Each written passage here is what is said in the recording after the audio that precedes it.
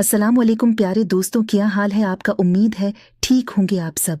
ये कहानी एक कारी साहब की है जिसने अपनी शगरत के साथ बहुत बुरा किया। चलो तो कहानी शुरू करते हैं। मेरी दोस्त का नाम सुमीरा है। एक दिन सुमीरा को सबक याद नहीं था। मैं और मेरी दोस्त एक मदरसे में पढ़ने जाती थी जहाँ मेरे जैसी बहुत सी लड़कियां और लड़के पढ़ते थे। सुबह 7 से 8 और शाम को 4 से 6 बजे तक उस्ताद हमको पढ़ाता था। हमारा उस्ताद बहुत ही सख्त मिजाज था। वो छोटी छोटी गलती पर मार कर चमड़ी उतार देता था। तो मेरी दोस्त को एक दिन बहुत मार पड़ी, जिसकी वजह से उसने मदरसे जाने से इनकार कर दिया।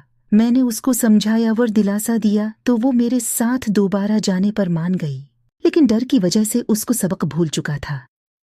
जब सारे बच्चे अपना सबक सुना चुके तो आखिर में उस्ताद ने सुमीरा को बुलाया।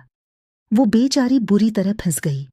उसको कुछ भी याद नहीं था, लेकिन इस दफा उस्ताद ने उसको मारने की बजाय प्यार से समझाना शुरू कर दिया और कहने लगा कि जब सब बच्चे छुट्टी कर जाएं तो तुम आधा घंटा मजीद रुक जाना, मैं तुमको अच्छी तरह सबक याद करा दूंगा। उस्ताद का नरम रवैया देखकर सुमीरा खुश हो गई। फिर छुट्टी के वक्त हम सब बच्चे घर चले गए, लेकिन सुमीरा मदरसे में ही रुक गई। अगले दिन जब समीर मदरसे आई तो उसका रंग उड़ा हुआ था और वो खामोश खामोश सी लग रही थी। मेरे बार बार पूछने पर भी उसने कुछ नहीं बताया। फिर ये रोज का मामूल बन गया। उस्ताद रोजाना छुट्टी के बाद सुमीरा को मदरसे में रोक लेता और बाकी बच्चों से आधा घंटा बाद उसको छुट्टी दे देता। मुझे शक हो रहा था कि दाल में कुछ काला है, लेकिन मैं खुद चूंकि 7-8 साल की थी, इसलिए मुझे किसी चीज के बारे में मालूम नहीं था। एक दिन हम मदरसे से छुट्टी करके घर वापस आए तो इस दिन भी समीरा को हस्बे मामूल उस्ताद ने मदरसे में रोका हुआ था। फिर जैसे ही मैं मोहल्ले में पहुंची तो सुमीरा की उम्मी ने मुझे गली में रोक लिया और कहने लगी कि जाओ सुमीरा को बुलाकर लाओ, घर में मेहमान आए हैं। मैं अलटे पीरों दोबारा मदरसे चली गई।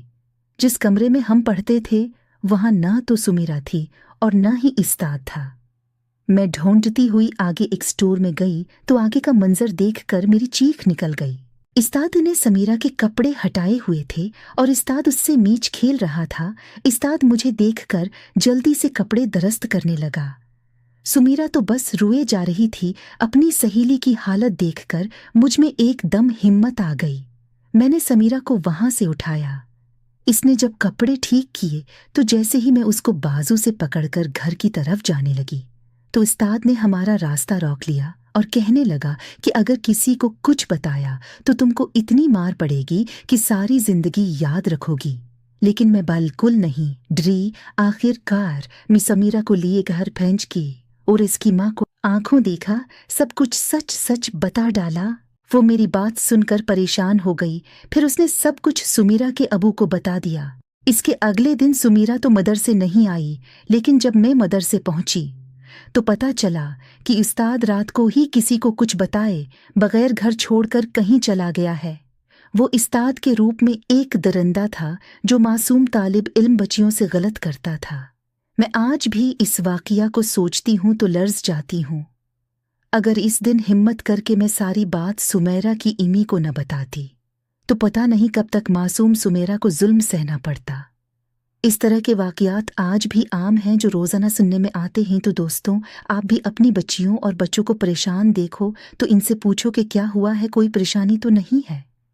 हाँ जी दोस्तों, अगर आपको ये कहानी पसंद आई है तो चैनल को सब्सक्राइब कर दें।